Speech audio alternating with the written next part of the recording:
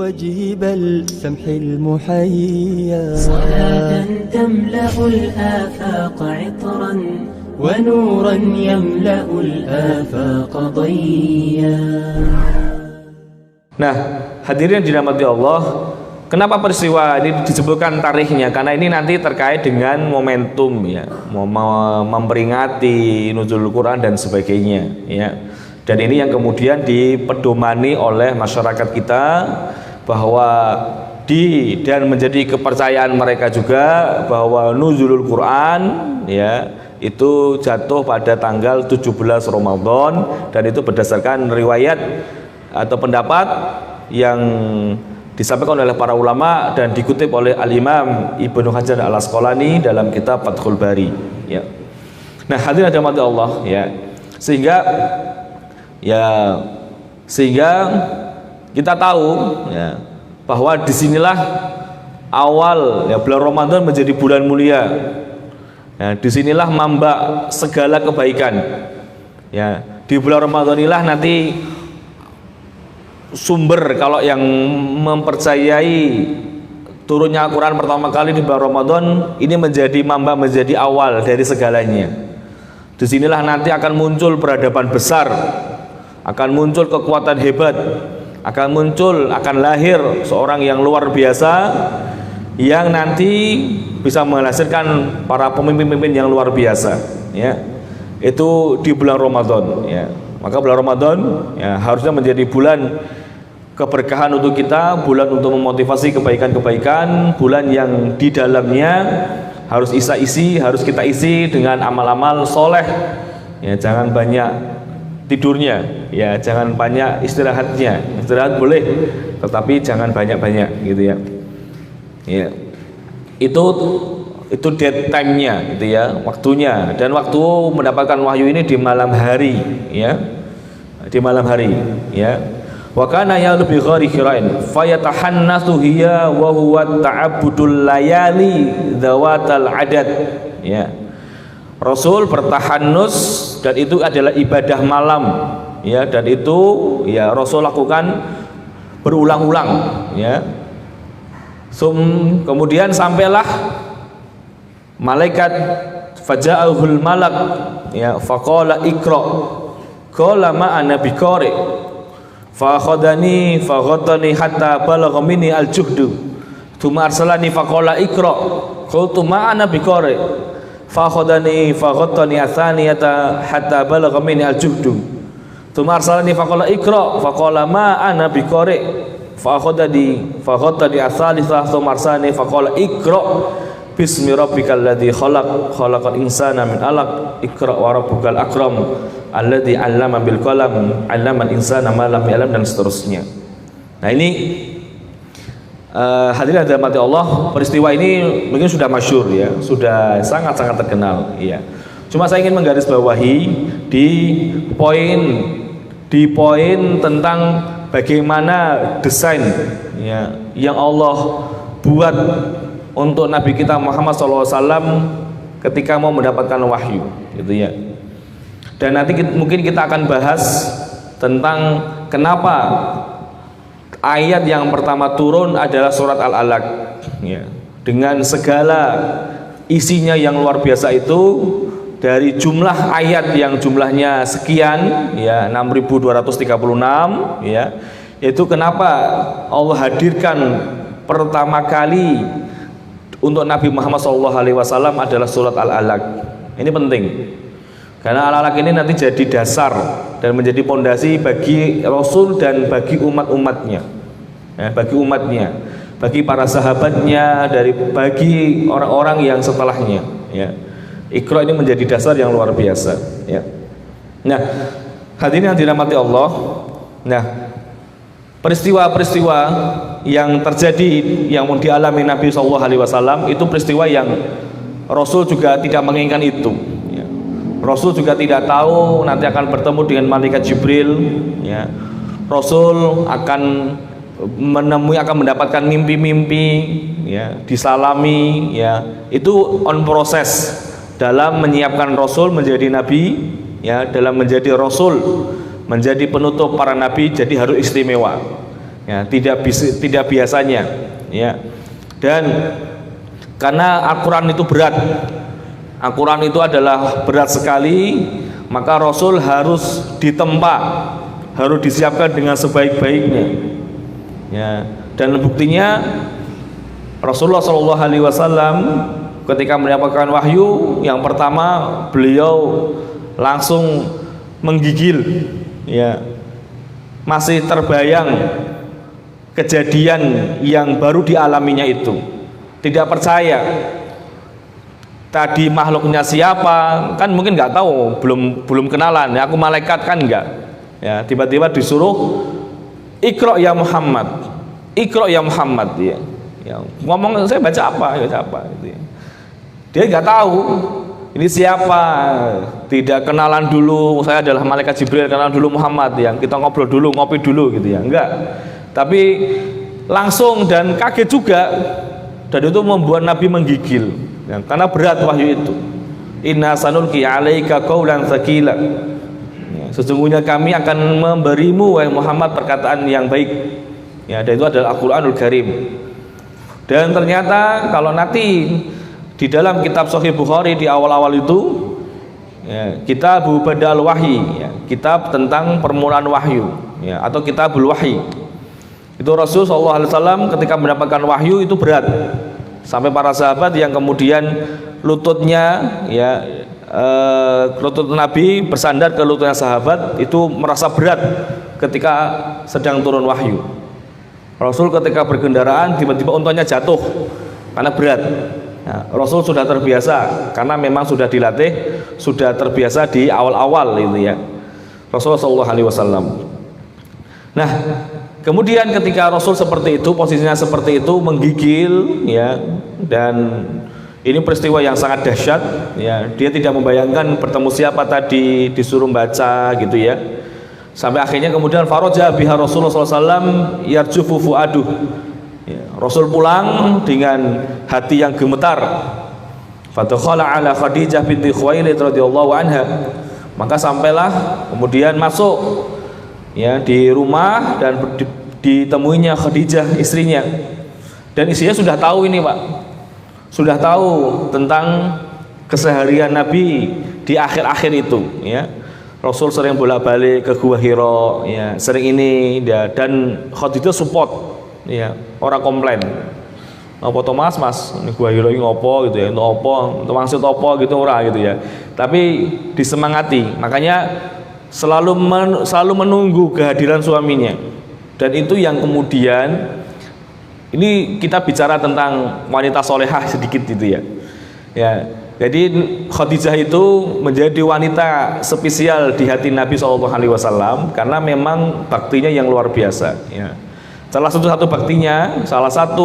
baktinya kepada Rasulullah SAW itu, sebagaimana yang dikisahkan di dalam beberapa ahli sejarah, ya, tentang pamannya Abu Thalib kan sangat senang kepada keponakannya, ya, karena memang dari kecil dirawat oleh beliau, sampai pada akhirnya pamannya itu pingin ngecek, ya, bagaimana rumah tangga keponakannya, ya.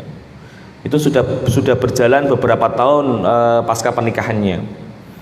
Maka saat itu diutuslah seorang, ya, seorang pembantu, ya, kemudian tolong kamu ikuti, ya, ini ponakan saya lagi mau pulang ke rumahnya, tolong dibuntuti dan lihat bagaimana perlakuan Khadijah kepada Muhammad, ya.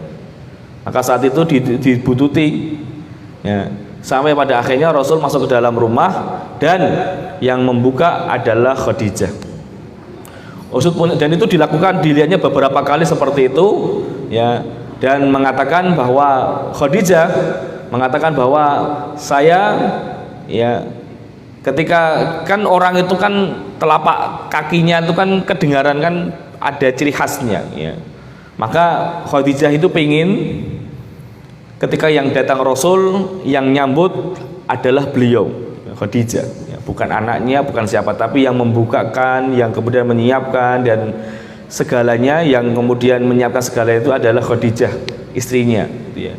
Yang dari bukakan, nyiapkan, ngantarkan, menyiapkan itu adalah istrinya radhiyallahu anha gitu ya. Nah, begitupun juga seperti ini, Khadijah pun juga cemas ketika kemudian biasanya pulang kok biasa-biasa, pulang nggak ada apa-apa, tiba-tiba pulang dengan kondisi yang berbeda dari biasanya. Tiba-tiba zamiluni, tolong kasih aku selimut, ya, selimuti aku, fazammaluhu hatta dzaba anhu raw, ya. Maka ketika sudah dikasih selimut, maka rasa khawatirnya sudah mulai hilang. Faqala sallallahu alaihi wasallam li Khadijah. Maka Rasul menyampaikan itu kepada Khadijah. Wa akhbaru hal khabar, dan menceritakan kasus peristiwa yang terjadi. Laqad khasyitu ala nafsi, ya. Rasul pun juga pertama juga bingung. Aku khawatir atas diriku. Aku tadi ketemu sama siapa gitu ya. Tadi ki sapa, aku ya wedi didekap, colke dengan kencangnya. Makanya Rasul laqad khasyitu ala nafsi. Aku benar-benar takut tadi itu. Aku benar-benar laqad khasyitu, sungguh-sungguh aku takut ala nafsi atas diriku. Saya benar-benar takut itu, ya.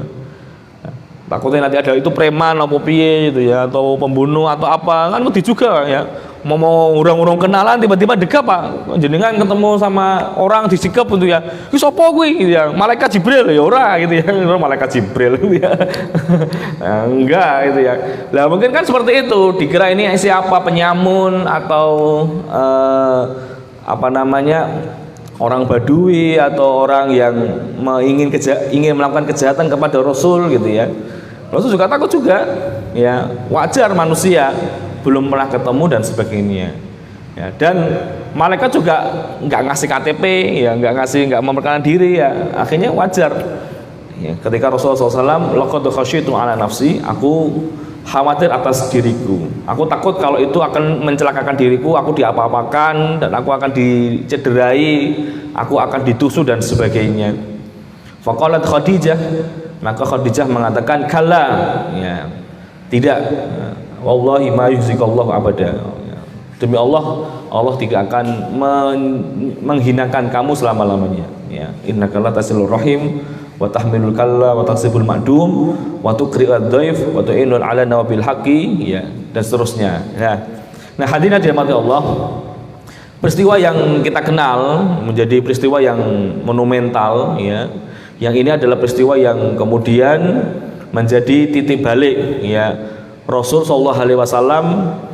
Jadi disinilah Nabi, di surat Iqra inilah SK Nabi menjadi Nabi, ya. Nanti ada SK menjadi Rasul, beda lagi gitu ya. Jadi ada dua.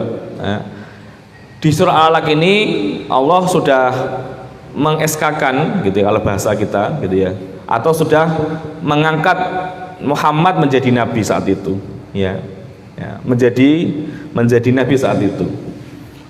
Tapi saat itu kemudian nanti terputus wahyu terputus, ya, ada yang mengatakan 4 hari, ada yang mengatakan 4 bulan, ada yang mengatakan 6 bulan, ada yang mengatakan 2 tahun dan seterusnya. Tapi yang pendapat yang paling kuat adalah tidak sampai 1 bulan, ya. Nah, Rasul itu kangen lagi. Tadi siapa ya kemarin itu ya gitu ya. Siapa gitu, ya, pingin apa ya, ya, satu supaya kekhawatiran Nabi jadi hilang. Kalau dikasih lagi khawatir lagi, makanya dikasih jeda dulu oleh Allah, dan juga supaya Nabi kangen dengan peristiwa tersebut, ya. Kemarin siapa ya, ya, apalagi kata-katanya beda Pak, kan kata-kata Iqra bismi rabbikal ladzi khalaq, khalaqal insana min 'alaq, Iqra wa rabbukal akram, itu kan sebuah ayat yang memang bagi orang Arab itu beda dari omongan orang Arab pada biasanya. Itu kok kalimatnya indah sekali. Itu bagaimana itu? Itu siapa ya? Itu penasaran gitu loh. Sampai pada akhirnya Sallallahu alaihi wasallam nanti mendapatkan wahyu yang kedua. Bahwa yang kedua kaget lagi Pak, ya. Kenapa? Karena ketika Nabi SAW mau lagi berjalan, tiba-tiba dipanggil oleh makhluk yang menampakkan dirinya. Malaikat Jibril menampakkan dirinya Kalau yang kemarin, episode kemarin adalah episode malaikat Jibril berwujud sebagai manusia. Kalau yang kedua kalinya, malaikat Jibril menampakkan wujud aslinya. Ya Muhammad. Ya, gitu ya. Wah, dilendi itu ya. Ternyata melihat malaikat Jibril yang ya sedang duduk, yang kakinya ya pangkalnya ya, yang bawahnya itu di bumi, yang di atasnya itu sampai ke langit. Besar sekali. Akhirnya apa? Di situ ya, di peristiwa itulah nanti Nabi diangkat menjadi Rasul. Ya. Turunlah ayat ya ayyuhal muddatsir kum fa'andir wa rabbaka fakabbir wa thiyabaka fatahhir dan seterusnya. Akhirnya apa? Nabi karena yang kemarin kok seperti ini, kok seperti itu, Nabi pulang lagi menggigil lagi gitu ya. Datsiruni, selimuti aku gitu ya. Yang awal zamiluni, yang kedua datsiruni. Ya. Karena apa? Karena melihat makhluk yang belum pernah dilihat sebelumnya. Besar. Ya. Sayapnya aja bisa menutup ya dari ufuk timur sampai ufuk barat. Ya. Besar sekali ya. Sehingga Nabi SAW sudah berarti melihat malaikat dengan dua wujud, wujudnya yang asli sama berwujud sebagai manusia sallallahu alaihi wasallam ya. Ya. Nah, supaya apa? Supaya Nabi nanti tidak kaget ya dengan wujud aslinya yang wujud aslinya malaikat ya. Soalnya nanti Nabi SAW akan melihat wujudnya malaikat lagi yang ketika nanti di Mi'rajkan, Isra Mi'raj, nanti Sallallahu Alaihi Wasallam sampai kemudian langit ketujuh, maka sampai ke Sidratil Muntaha ya. Maka saat itu malaikat ya sudah berwujud sebagai malaikat yang asli, besar sekali ya. Kalau saya naik lagi Muhammad, maka sayap saya terbakar, saya bisa mengantar kamu sampai sini saja ya. Dan itu melihat wujud malaikat yang luar biasa sallallahu alaihi wasallam ya. Ini sudah mukjizat ya. Oke, saya kira itu ya. Ini peristiwa soalnya ini udah masih jam 7, ini terlambat lagi. Saya tadi itu jam 7.10, ini masih jam 7. Nah, hadirin dirahmati Allah, itu jadi Rasulullah sudah dipersiapkan gitu loh. Nanti ketika Mi'raj ngerti malaikat, pingsan lagi gitu ya. Jadi dipersiapkan. Jadi dari awal sudah diperlihatkan wujud malaikat yang asli sama yang berwujud manusia, supaya nanti ketika nanti mendapatkan wahyu itu nggak kaget. Kan wahyu banyak itu nanti turun, sehingga nggak kaget dengan wujudnya, dengan bentuk aslinya atau manusia, itu nggak kaget. Sudah dibiasakan dari awal. Begitu yang bisa disampaikan untuk ini. Insya Allah kita akan kaji lebih dalam ayat yang pertama kali turun agar kita bisa mentadaburi kenapa dari sekian ayat itu, dari 6.236 ayat, Allah pilih Iqra untuk mengawali wahyunya kepada Sallallahu Alaihi Wasallam. Saya kira itu yang bisa disampaikan. Mohon maaf atas segala kekurangan. Mari kita akhiri dengan membaca doa kafaratul majelis. Subhanakallahumma wa bihamdika asyhadu an la ilaha illa anta astaghfiruka wa atubu ilaik. Akhirul kalam. Assalamualaikum warahmatullahi wabarakatuh.